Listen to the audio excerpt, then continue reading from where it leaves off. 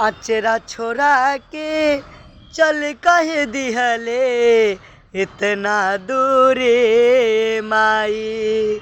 अब की बबुआ बबुआ कह के हमके पास बोलाए। घुंघटा उखड़ गइल बा गैया के, घुंघटा उखड़ गइल बा गैया के।